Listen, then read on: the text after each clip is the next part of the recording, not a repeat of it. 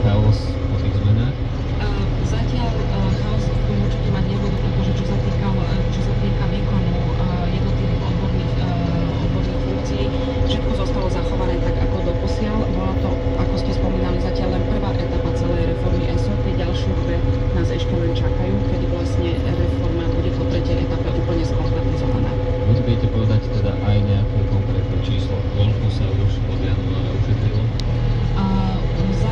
Na rok 2013 bolo pôvodne plánované šetrenie v oblasti teda miestnej štátnej správy a štátnej správy ako takej na úrovni 50 miliónov eur, no žiaľ hospodárska situácia si vyžiadala oveľa väčšie škrty, ako sa predpokladalo, a v spolupráci s ministerstvom financií sa ministerstvo vnútra zaviazali prostriedky v hodnote 97 miliónov eur v oblasti tovarov a služieb a približne 30 miliónov eur v oblasti mzdových nákladov, ktoré vlastne už ministerstva ako ústredné orgány štátnej správy musia zaviazať a respektíve musia ušetriť tento rok.